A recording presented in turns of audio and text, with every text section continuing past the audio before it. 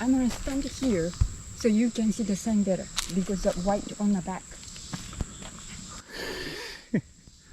Yeah, that's not weird at all. Huh? No, it's fine. Hi all, welcome back to my channel and our kayaking adventures.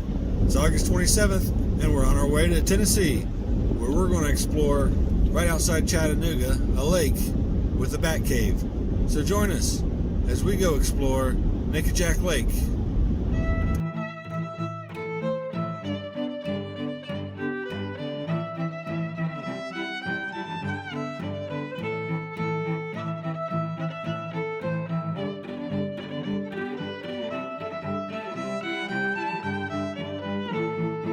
Since bats are nocturnal creatures, we had some time to explore the surrounding area before launching our kayaks.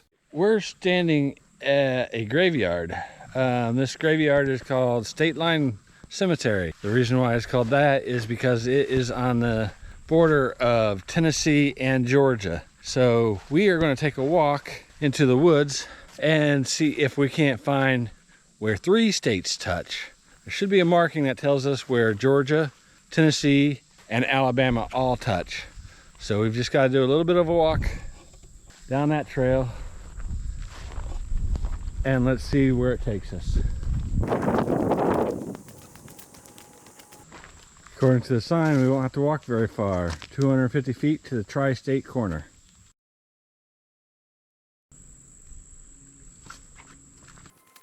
The 250-foot hike was uphill, but the path was well worn and it was very easy to follow. Hello, bridge. In fact, the only obstacle in our way was that down tree, so if you're ever in the area, this is an easy location to get to, and it's an interesting landmark to visit.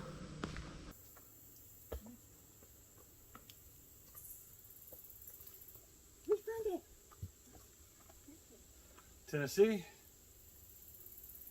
Alabama, Georgia. The property in Tennessee is on land owned by the Tennessee Valley Authority, and on Georgia and Alabama, the property is on private lands. Oh wait, I want to look at this. If I can get back here.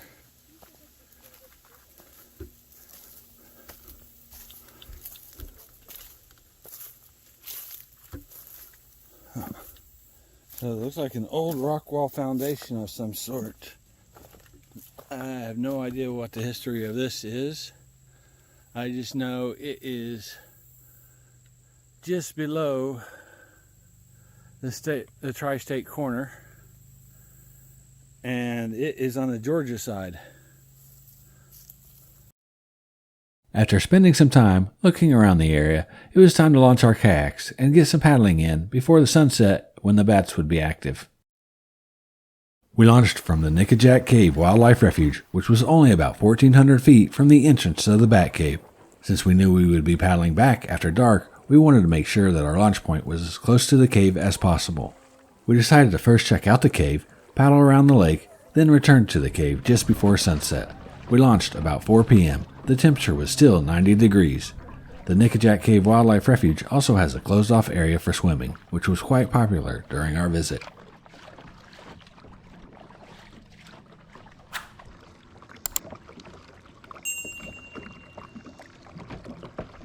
This is not the signs of the bat, right?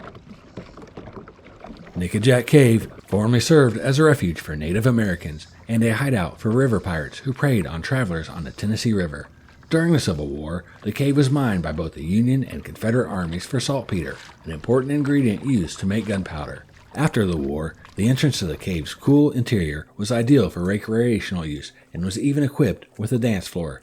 Nickajack Cave was partially flooded in 1967 when a Nickajack Dam was constructed by the Tennessee Valley Authority. Today, it provides sanctuary for endangered gray bats and is managed jointly by the TVA and the Tennessee Wildlife Resources Agency, solely for the gray bat's protection. Human disturbance is one of the most significant reasons for the decline of the gray bat species. The Tennessee Valley Authority fenced off Nickajack Cave in 1981 to protect the bats, and in 1992, the Tennessee Wildlife Resources Agency designated Nickajack as Tennessee's first non-game wildlife refuge. If you are a Johnny Cash fan, then you might know the story about how Johnny Cash had visited Nickajack Cave in 1967 intending to commit suicide, but instead he had a spiritual experience there, which he claims caused him to stop his habit of drug abuse. For the rest of his life, Johnny Cash maintained that he was born again in Nickajack Cave.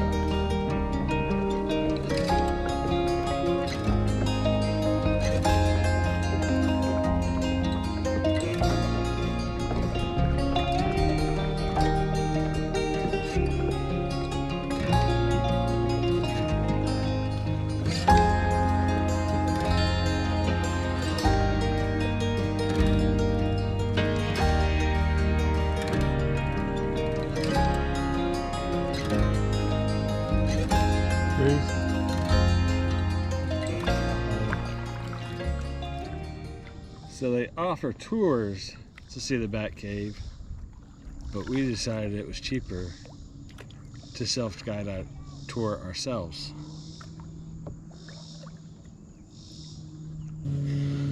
I got the Bat Cave behind me. Hey Google, what time is sunset? 7:14. She's not going to talk. She's camera shy. We still had a little while before sunset, but with the heat and the direct sunlight, we opted to take it nice and easy and relax in front of the cave, catching just enough shade to keep us cool.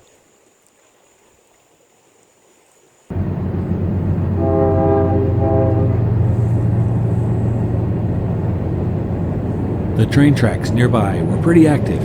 We had several trains go by as we waited.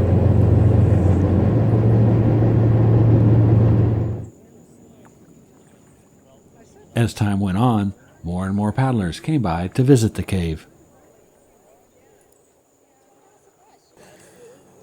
7:07, 7 minutes before sunset. However, after watching Mountains and Moors video, I know that the bats don't come out till after sunset.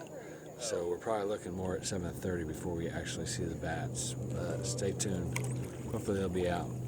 We've got most people following the rules and staying behind the line. There's a few people who think that the rules don't apply.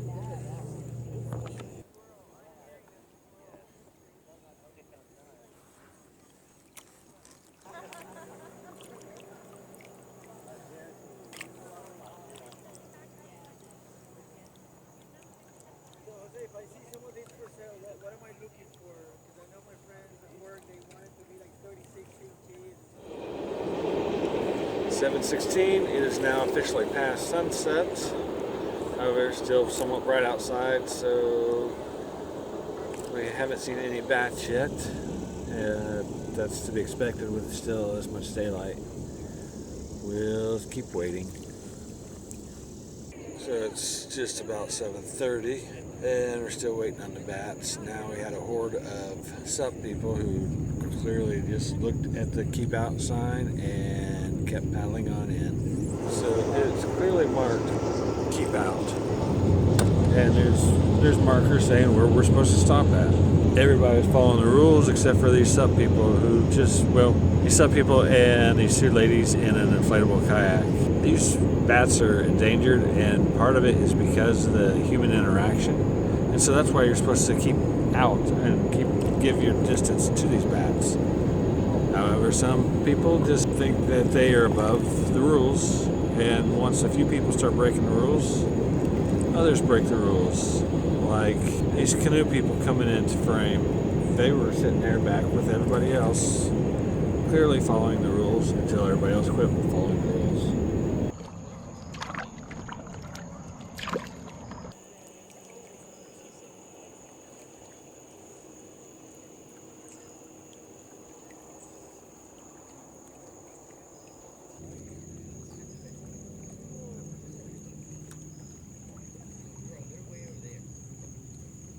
It's getting dark now. It is 7:40.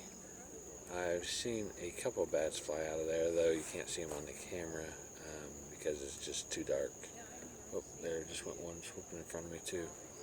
Anyway, we're going to continue to hang out for a little while and maybe see some more.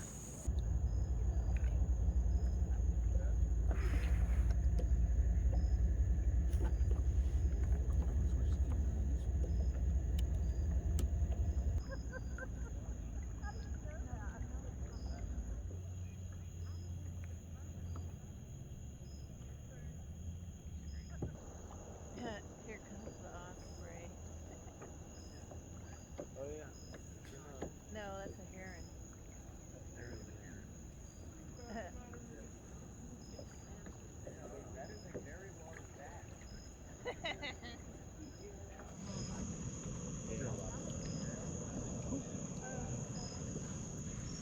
As it got darker, it was time to head back to our car. We had a 4-hour drive to get home, but this was definitely a very cool experience.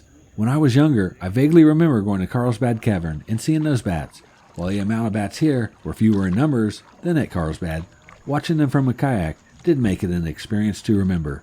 If you ever decide to paddle Nickajack Lake, keep in mind that the bats inhabit the cave from late April through early October, so you'll want to plan your trip accordingly.